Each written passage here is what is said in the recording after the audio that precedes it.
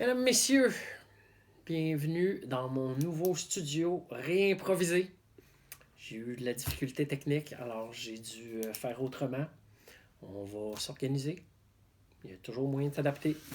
Alors, mesdames, messieurs, cours numéro 3, je vous présente le menu. Voici de quoi ça a l'air. Mesdames, messieurs, actualité, bonjour à tous, etc. Bonne nouvelle pour le Québec, je vais vous emmener au numéro 31. Salaire à la hausse le 1er mai, on en reparle. Et que feraient les stoïques dans notre situation? Un magnifique texte de Normand Baillargeon. Vous vous rappelez la grille d'analyse? Plein de choses ont été inspirées par Normand. Au numéro 2, le nouveau, eh bien, on va traiter d'une question d'éthique. C'est quelque chose qui nous a été soumis justement par le gouvernement du Québec. Et le travail, ben, ça va être le numéro 3. On va expliquer tout ça en temps et lieu. Commence tout de suite par la bonne nouvelle. Des percées majeures en santé réalisées ici. Ça va bien au niveau de la santé. La semaine passée, je vous parlais des séries télévisées qui se vendent bien. Eh bien là, la 31e, on dit, malgré les petits budgets dédiés à la recherche scientifique en santé, oui, les chercheurs québécois réussissent à faire d'importantes percées grâce à leur créativité et leur originalité. Créatif, c'est bon. C'est ça qui est québécois. On cherche des valeurs québécoises, en voici. Dollar for dollar, on est vraiment, vraiment bon, dit sans gêne le chercheur Gilbert Bernier qui travaille dans le domaine de la recherche sur l'Alzheimer. On a un esprit et une pensée libre, ouvert. Ça nous permet d'arriver avec des choses nouvelles, pas couler dans le moule, et c'est très novateur, dit-il. D'importantes avancées médicales ont été réalisées par des chercheurs québécois en 2019, notamment dans le domaine de la recherche sur le Parkinson et le cancer. Une équipe de l'Institut de recherche en immunologie et en cancérologie de l'Université de Montréal est dans la lutte mondiale pour trouver un vaccin contre le cancer. D'ici 10 ans, on devrait y arriver. Récemment, on a pu déchiffrer dans l'ADN humain la façon d'activer les anticorps pour qu'ils luttent contre les cellules cancéreuses. Des chercheurs du Centre hospitalier de l'Université de Montréal ont annoncé en février dernier qu'ils ont trouvé une façon de diminuer les défauts des embryons, avant d'être des bébés, là. Nouvelle qui est porteuse d'espoir pour les couples infertiles. Aussi, une nouvelle classe d'antibiotiques pourrait combattre les superbactéries. Elle a été découverte dans les tomates par des chercheurs de l'Université de Sherbrooke au début de 2019. La molécule qu'on appelle la tomatidine, en effet, pourrait aider dans la lutte aux bactéries résistantes aux antibiotiques. Malgré qu'on a des petits budgets, dit-il. Et on est créatifs et originaux. La directrice scientifique du Fonds de recherche du Québec en santé, le FRQS, Carole Jabet, n'a que de bons mots pour décrire des scientifiques de la province du Québec. Les chercheurs sont créatifs dans leur façon de réfléchir et de constituer leurs équipes de recherche. Il n'y a plus un chercheur indépendant qui travaille tout seul dans son milieu, dit-elle. Annuellement, le budget du FRQS, principal financier de la recherche, est de 113 millions de dollars. N'est-ce pas? D'autres organismes publics et privés financent aussi nos projets de recherche. À ce sujet, Mme Jabet avoue qu'un meilleur financement permettrait sûrement de faire plus de découvertes et plus rapidement. Selon le chercheur Michel Desjardins, qui travaille sur le Parkinson, le petit budget l'oblige à se concentrer sur une ou deux questions de recherche bien précises. Il a fallu qu'on se débrouille pendant 5 ans avec des budgets familiques, dit-il. Familiques, dit-il. Malgré tout, on réussit à gagner la compétition. Il fait référence à leur publication récente sur l'origine de la maladie dans la réputée revue scientifique Nature. C'est arrivé en juillet dernier, nous dit-on un peu plus loin là-dedans. Cette maladie serait auto-immune et liée aux infections intestinales. Ça change complètement l'optique de comment envisager des traitements préventifs ou curatifs, dit Michel Desjardins. Grâce à cette découverte, un traitement pourrait être administré 15 ans avant l'apparition des symptômes. De son côté, M. Bernier avoue que l'argent est le nerf de la guerre et implore les trop petits budgets pour l'Alzheimer. Pardon, il déplore les trop petits budgets pour l'Alzheimer. De façon presque prémonitoire, la journaliste termine le texte suivant en disant « Quand les gouvernements vont voir que les coûts associés vont exploser, là, si un virus, ils vont dire il faut faire quelque chose. Le problème, c'est que ça prend des années avant qu'on ait des résultats. » La journaliste pour cet article, c'était Héloïse Archambault. Voilà pour ça. Autre nouvelle que je vous ai trouvée, eh bien, le salaire minimum va augmenter le 1er mai prochain. c'est pour bientôt. Je sais que tout le monde en ce moment est peut-être pas en train de travailler, c'est évident, mais il y en a qui sont dans les services essentiels. Et donc, ça va augmenter, c'est la loi au Québec. Le salaire, c'est un article du Journal de Montréal. Le salaire minimum au Québec augmentera le 1er mai. C'est ce qu'a confirmé mercredi le ministre du Travail qui s'appelle M. Jean Boulet. Le salaire minimum passera donc de 12,50 à 13,10 $, soit une hausse de 60 cents. De plus, les salariés à pourboire seront rémunérés à 10,45 $, soit 40 sous de plus. Le ministre a déclaré il s'agit d'un geste concret permettant de favoriser la reprise économique au Québec par voie de communiqué. Voilà. Il dit, en plus d'assurer une rémunération équitable aux salariés concernés, nous augmenterons leur pouvoir d'achat sans nuire à l'emploi et à la compétitivité des entreprises québécoises. Voilà pour ça. Aussi, je sais que pour plusieurs d'entre vous, vous commencez vous commencez dans le monde du travail. Alors, je vous recommande fortement le site de la CNESST. Je vais essayer de l'avancer un peu pour que vous voyez comme il faut. Le site de la CNESST, c'est le site du gouvernement du Québec.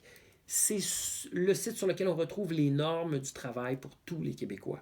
C'est vraiment important. On n'a pas le droit de vous rémunérer plus bas que le salaire minimum. Donc, ici, vous avez dans l'onglet Rechercher, vous avez salaire, par exemple. Salaire, paix et travail. Si vous cliquez là-dessus, ça va vous donner un paquet de catégories un peu plus loin. Par exemple, si vous allez ici, travail des enfants ou des jeunes, ben on vous explique c'est quoi la définition d'un jeune, c'est la notion d'enfant. Qu'est-ce qu'un enfant au terme de la loi sur le travail?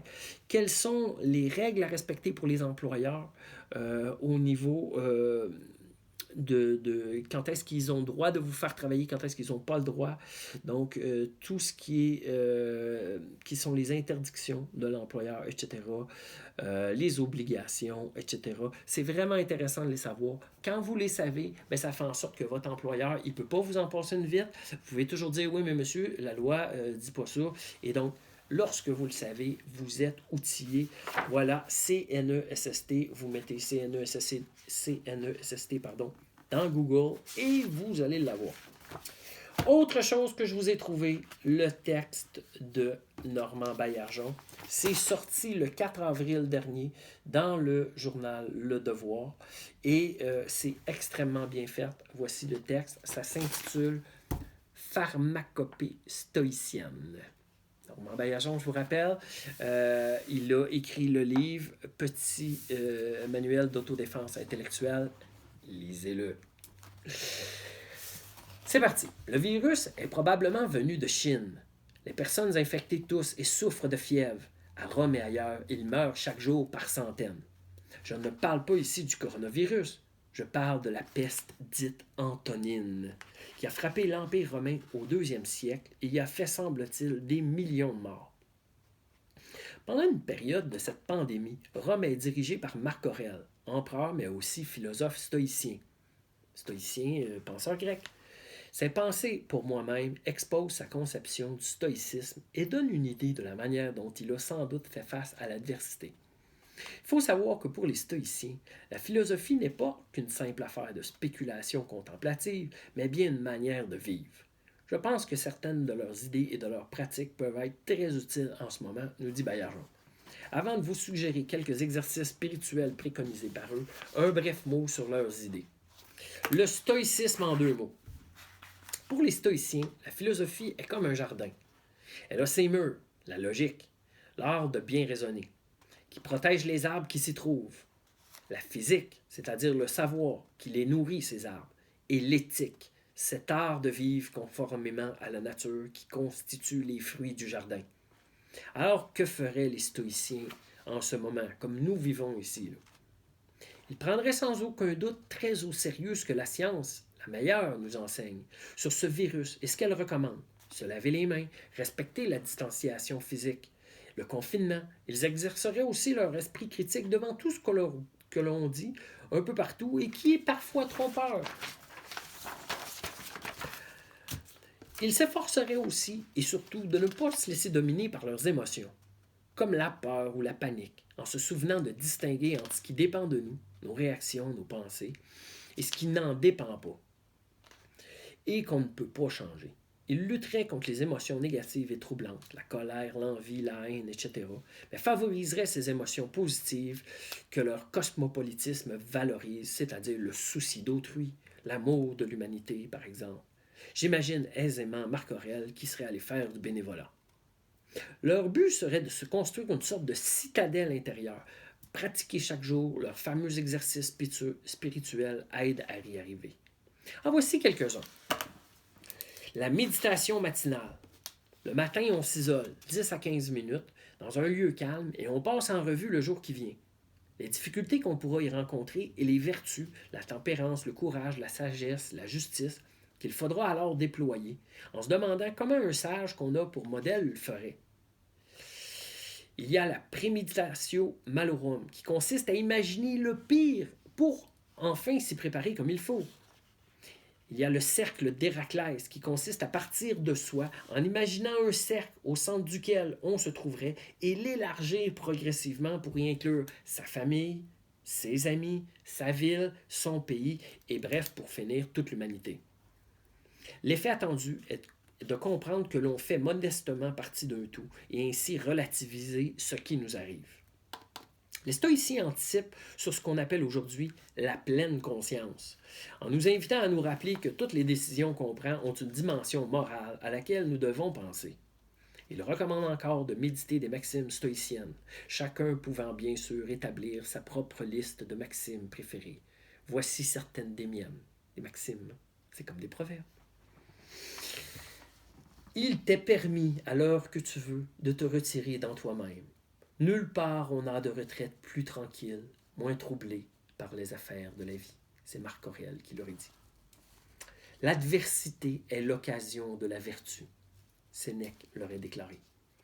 Épictète a dit « Ce qui tourmente les hommes, ce n'est pas la réalité, mais les jugements qu'ils portent sur cette réalité. » La maîtrise de soi, dit Baillargeon, selon les stoïciens, celle-ci est comme un muscle, et il faut donc l'entraîner.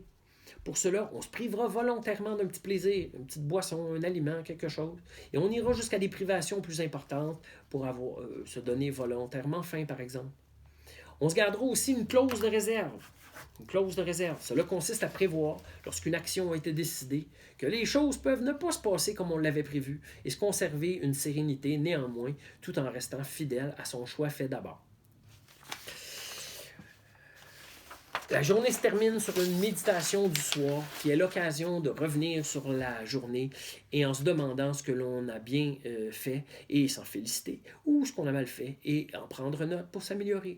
Et pourquoi, c'est aussi l'occasion de se demander ce qu'on a omis de faire et pourquoi. Et de tirer de tout cela des leçons. Cette méditation pourrait, elle aussi, prendre une dizaine de minutes. Là-dessus, je vous recommande la lecture de l'autobiographie de Benjamin Franklin. Oui, l'inventeur, l'imprimeur américain. C'est fascinant.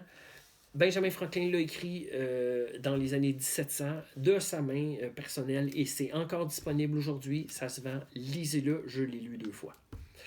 Et il termine en disant « J'allais oublier, le stoïcisme est reconnu comme une des sources d'inspiration des thérapies cognitivo-comportementales, un des outils parmi les plus efficaces de la trousse des psychothérapeutes. Alors, prenez soin de vous et de vous autres, avait-il écrit. Voilà pour ça l'article de Baillargeon dans le Journal de Montréal. Voilà. Sur ce, on est rendu au point numéro 2, le travail. Et c'est suggéré par notre bon gouvernement dans le cadre de l'école ouverte. Et ça s'intitule Question d'éthique, n'est-ce pas? Que ferait-on de la justice en temps de crise? Et là, on vous demande de lire le texte COVID-19, une crise à 2 vitesses. C'est cet article du journal La Presse. Toutes les références vont être mises dans la description de la vidéo, alors inquiétez-vous pas là-dessus. C'est Nathalie Collard qui l'a écrit et c'était le 30 mars dernier. Mesdames, messieurs, j'y vais, c'est parti. Une crise à 2 vitesses.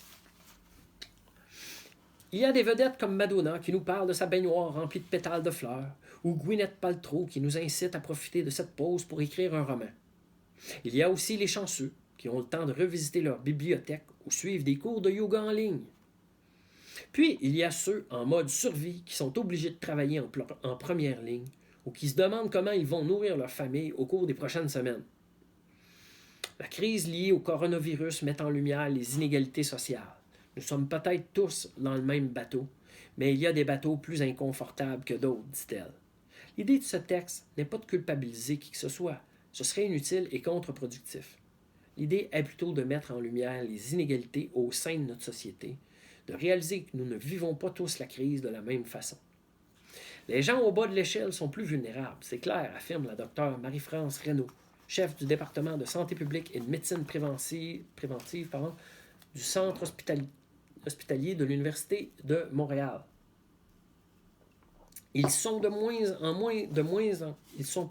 moins bonne santé que la moyenne. Ils souffrent de maladies chroniques, ce qui les rend plus vulnérables au virus et à tous les bouleversements que nous vivons actuellement.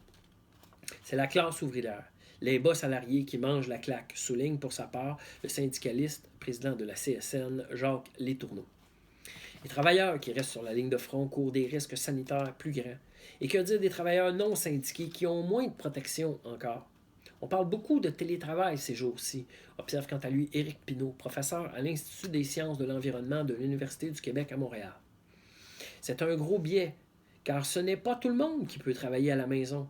Les gens travaillent sur le terrain, dans les épiceries, la SAQ, chez les producteurs de papier de toilette ou de masques en papier, etc. Bref, tous ces métiers qui doivent répondre à nos obligations de prestations, qui sont inquiets pour leur santé et qui ne sont pas équipés pour se protéger. Cette crise nous rappelle que dans notre société, le travail manuel est invisible et peu considéré. Qui est essentiel? Parmi ces travailleurs de première ligne, surtout dans le milieu de la santé et des services sociaux, on trouve beaucoup de femmes. Quand la vie est touchée, c'est le soubassement de notre système, ce qui nous tient en vie, observe Julie Perrault, co-autrice de l'essai Le Care, éthique féministe actuelle, aux éditions du Remue-Ménage. Le travail invisible est vital, mais il est mal rémunéré, dit-elle. Or, ce qui n'est pas payé n'est pas reconnu à sa juste valeur. Je pense aux préposés aux bénéficiaires, entre autres. Ce sont souvent des femmes qui sont responsables du care, ce travail de compassion qui est sous-estimé, ajoute-t-elle. Nous assistons actuellement à une prise de conscience. Qu'est-ce qui est essentiel ou pas? Souligne le professeur Éric Pinault. La crise aiguë que nous vivons est un révélateur de ce qui est invisible. On prend pour acquis d'aller à l'épicerie, mais on ne pense jamais à tous ces gens qui travaillent en arrière. Là, on n'a pas le choix d'y penser, souligne M. Pinault. Dans une société en période de crise, le joueur de hockey est peut-être moins essentiel que la personne qui met les fruits et les légumes sur les étalages. C'est ce que rappelle la docteure Marie-France Reynaud. Les gens au bas de l'échelle, on ne les valorise pas. Espérons qu'on s'en souviendra et qu'on valorisera leur travail quand tout ça sera terminé. Elle estime qu'on devrait allouer une prime au travail essentiel. Une question en ce sens a d'ailleurs été posée au premier ministre du Québec, François Legault, mardi dernier, lors de son point de presse quotidien. Il a répondu que son gouvernement allait le considérer au cours des prochaines semaines. La peur de ne pas arriver. Après le stress lié au risque pour la santé dans certains secteurs d'activité, c'est l'anxiété liée aux finances personnelles qui est la plus envahissante ces jours-ci. En particulier pour les gens qui vivent d'une paye à l'autre sans coussin. À l'ACEF, l'Association d'économie communautaire de la Rive-Sud de Montréal, 60% de la clientèle était déjà endettée avant même que la crise commence. Aujourd'hui, c'est la panique. Les gens sont très stressés, affirme Hélène Etu, consultante budgétaire à l'ACEF. Ils ne savent pas comment ils vont faire pour payer leurs comptes. Il y a beaucoup de gens qui capotent, note pour sa part Serge Petitclerc. Il est le porte-parole du collectif pour un Québec sans pauvreté. Je pense aux personnes assistées sociales qui ont reçu leur chèque le premier du mois et qui commencent à manquer d'argent après 2 semaines. En temps normal, elles dépendent des banques alimentaires où elles se déplacent pour faire le tour des spéciaux de la semaine. Là, elles ne peuvent plus. Je pense aussi aux étudiants qui travaillaient dans les commerces et qui ont fermé et qui ne sont plus admissibles au chômage. Quant aux gens dont le filet social est à peu près inexistant, la situation est carrément critique. Tous nos camelots sont des gens qui vivent la précarité financière et sociale, note Luc Desjardins, qui est lui directeur général du groupe L'Itinéraire, ce magazine qui est aussi un organisme à but non lucratif qui offre ses services de proximité. Il a dû fermer ses portes vendredi soir dernier. La majorité de nos 160 camelots, dit-il, ont un toit, mais il y en a entre 5 à 7 % qui sont en itinérance pure. Ils travaillent chez nous pour gagner 100 $ supplémentaires par mois pour combler leur aide sociale. Mais c'était devenu impossible de vendre un magazine alors que les gens ne veulent plus manipuler de l'argent et qu'on ne peut plus s'approcher de personne. Luc Desjardins ne le cache pas, il est très inquiet pour eux. Les Camelots venaient ici pour avoir de la nourriture et de l'aide psychosociale. Ce filet n'existe plus. Or, ces gens-là sont à haut risque déjà en partant. Certains ont mis 3, parfois 5 ans à s'améliorer. J'ai peur que pour certains, ça veuille dire un retour en arrière, souligne-t-il. Accès à l'information. Dans une province où le taux d'analphabétisme est trop élevé, autour de 20%, les intervenants qui travaillent auprès d'une clientèle démunie s'inquiètent aussi de savoir si tout le monde a accès à l'information. Mes collègues et moi, on constate que les gens sont peu ou pas au courant des mesures gouvernementales qui ont été annoncées, remarque Hélène Etu de la CEF. Quand on est stressé, on a tendance à entendre des choses à moitié. Les gens qui nous appellent sont désemparés. On les aide à revenir à la base. Ont-ils le droit aux banques alimentaires? Quelle entente peuvent-ils faire avec leurs créanciers? C'est une situation exceptionnelle et il y a de plus en plus de gens qui sont pas mal pris là-dedans. Pour certains, c'est l'accès à un ordinateur qui pose carrément un problème. Bien des gens avaient accès à un ordinateur à la bibliothèque municipale ou dans un organisme d'aide, NORP, Serge Petitclerc. Or, tous ces endroits sont désormais fermés. Je ne remets pas en question leur fermeture, mais c'est certain que ça cause des problèmes, dit-il. On a un grand problème de littératie au Québec. La moitié de la population n'est pas très à l'aise quand vient le temps de lire une prescription de médicaments, par exemple. En ce sens, je trouve la stratégie de communication du gouvernement très intéressante. C'est clair, c'est abordable et ce sont des consignes de santé publique basées sur le gros bon sens, dit la docteure Marie-France Reynaud. Une leçon pour l'avenir. La journaliste termine avec ce paragraphe.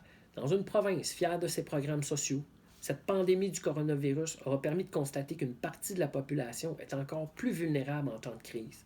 C'est du moins l'avis de la docteure Renaud qui établit un lien entre la fragilité de certaines clientèles et les coupes récentes dans les programmes sociaux, autant au fédéral qu'au provincial.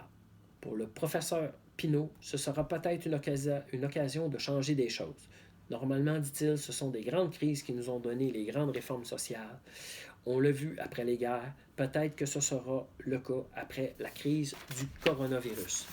Voilà pour le texte de Nathalie Collard dans la presse. Donc, pour le travail, la consigne est la suivante. Donc, retrouvez le texte, Nathalie Collard, relisez-le. Ça s'intitule COVID-19, une crise à 2 vitesses. Essayez de résumer les principales idées de chaque paragraphe. Faites-le sur le coin de la table, sur une feuille mobile. Ça va vous permettre de mieux comprendre le texte. Quand vous aurez fait chacun des paragraphes, essayez de le faire pour l'ensemble. 1 ou 2 phrases. Ça va être nettement plus clair dans votre tête.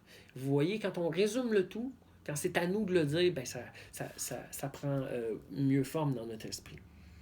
Ensuite, numéro 2, B, énoncez vos arguments, au moins 3. Est-ce que vous êtes en faveur là, d'améliorer les mesures sociales pour réduire les inégalités durant la crise ou est-ce que la justice doit faire une pause là, durant le coronavirus? Donc, sortez au moins 3 arguments. Vous êtes pour, vous êtes contre, dites pourquoi, etc. C'est mieux parce que ou c'est pas bon, pourquoi. Basez-vous sur vos repères comme les lois, les règles, les habitudes sociales, les mœurs, les normes sociales, les normes culturelles, morales ou scientifiques, religieuses, littéraires ou artistiques. Finalement, donc ça prend au moins 3 arguments. Et finalement, essayez de prévoir les contre-arguments que quelqu'un vous ferait. Non, mais je ne suis pas d'accord parce que, n'est-ce pas? Donc, les réfutations. Essayez d'en trouver 3 aussi, donc 1 pour chacun de vos arguments. Donc, ainsi que, voilà. Encore une fois, au moins 1 par argument. Rappelez-vous, un bon avocat anticipe même l'imprévu. Voilà, c'est ça l'affaire. J'espère que vous allez bien travailler. Je vous souhaite une bonne semaine. C'est pas toujours facile, mais on va y arriver. Pour terminer, j'ai une petite suggestion pour vous. Il s'agit d'un podcast. Je sais que des fois, on va marcher, on s'ennuie, on ne sait pas trop quoi faire. Eh bien, je vous encourage fortement à aller voir le podcast qui s'intitule Aujourd'hui l'histoire. C'est super intéressant. Ça nous raconte plein de petites choses. Ça dure 20 minutes environ. Vous allez trouver ça facilement. Aujourd'hui l'histoire. Il y a aussi le podcast moteur de recherche sur Radio-Canada. Mais si vous écrivez moteur de recherche, vous allez le trouver rapidement. Et je terminerai pour. Mais c'est pas de votre âge, mais c'est pas grave. Le podcast Distorsion. C'est super intéressant. C'est deux gars du Québec qui font ça. Ça se classe pas mal bien au palmarès des podcasts sur Internet. Voilà, mes amis, je vous souhaite une bonne semaine. Encore une fois, la description de tous les vidéos et les références sont dans la description de mon vidéo. Vous m'envoyez ça au courriel, vous l'avez. Je vous souhaite une bonne semaine. Portez-vous bien. C'est ça l'affaire.